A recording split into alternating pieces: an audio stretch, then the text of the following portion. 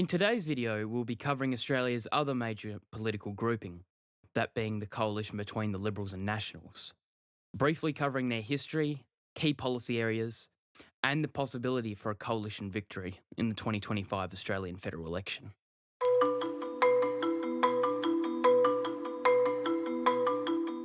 The coalition is a centre-right and right-wing political grouping that has been in force since the end of the Second World War in 1946.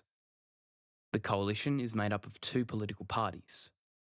The first and oldest member of the coalition being the Nationals, or Nats for short, who were originally established as the Australian Country Party in 1920, in an effort to represent rural folk, farmers and graziers. The key policies of the Nationals include agrarianism, conservatism, and some economic protectionism for local rural industries.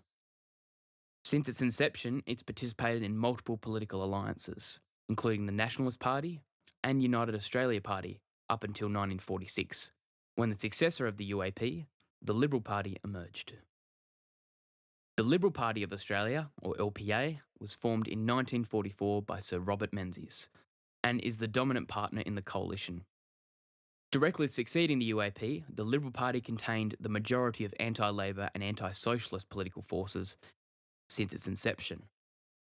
The Liberal Party believes in economic liberalism, small government, and social conservatism, with an emphasis on individualism, the rule of law, and equality of opportunity for Australians. It generally attracts rural and urban voters, older people, small business owners, and a mixture of socio-economic groups. Generally, the coalition favours economic development through deregulation and cutting government expenditure. It prefers tax cuts to both middle and high income earners and businesses in order to support innovation, economic growth, and prosperity, rather than the redistribution of income via taxation and government intervention of Labor governments. If we look at the current makeup of the Australian Federal Parliament, the coalition holds 55 seats, 15 held by the Nationals and 40 held by the Liberals, and plans on winning the 2025 Australian election, stealing a potential second term from the Albanese government. In the 2022 federal election, the coalition suffered a staggering election defeat after alleged failures of the COVID-19 pandemic, corruption scandals, and voter fatigue. Since then, Peter Dutton has been the leader of the opposition and has managed to gain support for the party ever since. This support, which has been driven by the cost of living crisis, diminishing social cohesion, high energy prices, limited housing supply, and inflation, have made the Liberal Party more attractive as a potential alternative to Labor. The coalition have also been able to successfully defeat the controversial Voice to Parliament referendum with the popular support of Australians, and has been able to defeat social bills such as the Misinformation Bill in the Senate. Despite all this, the coalition faces significant challenges ahead in order to win the 2025 federal election. First off, the coalition continues to face threats from independents and minor parties, and a diminishment in popular support for the two-party system could threaten the return of the coalition possibly gaining power. The coalition also faces difficulty to win if the Labor Party can minimise its criticism and mistakes and improve the situation for Australians. In addition, potential rate cuts from the RBA could benefit the incumbent Labor government and relieve cost of living pressures enough for swing voters to stay with Labor.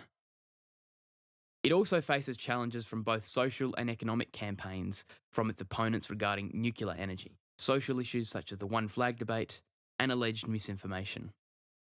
If Labor and the other parties are successful, it could weaken confidence for the public to switch to an LNP coalition government. Heading into the 2025 election, it's been made clear by the coalition that there will be no deals with the Greens or progressive independents such as the Teal Bloc. Noting this, there are likely three probable outcomes for the coalition to return to power.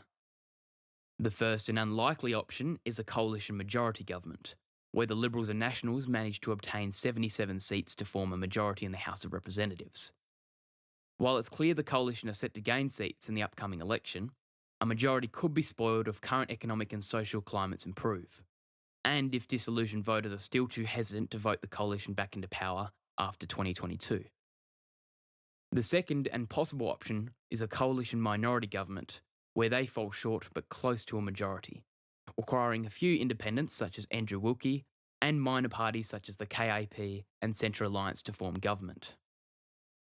The third and seemingly likely option is a coalition gaining smaller margins, resulting in what's been described as a chaotic hung parliament, likely where both the coalition and Labor are in similar numbers to form government, which could see an unstable confidence and supply agreement between the coalition and independents. This scenario also has the potential for Labor to spoil a coalition victory through a Labor Greens Teal coalition. Looking at every state and territory election, the Country Liberal Party, an affiliate of the Liberals, managed to flip the Northern Territory, winning 17 seats in the Legislative Assembly. The LNP in Queensland winning a clear majority of 52 seats, with the LNP leader David Crucifulli defeating the incumbent Stephen Miles government. In the ACT, however, the Liberals only managed to win 9 seats, losing one to the Labor government, which now forms in coalition with the Greens. Looking at the current national opinion polls sees the coalition leading by 2% on the two-party preferred vote, while leading by 11% in the primary vote ahead of Labor. Overall, this election will sure be interesting and we'll be sure to cover as much as we can as the election draws closer. Thank you for watching this video. If you'd like to support our channel, consider subscribing and ringing the bell so that you can stay informed and keep in the loop regarding the big news throughout the world. We've also just released our monthly newsletter, Snapshots, which covers all major news around the world in a nice, neat package, free for you to access, available on our website, www.thoughtdigestmedia.com.au/snapshots-newsletter. Thank you for watching again, and I'll see you in the next video.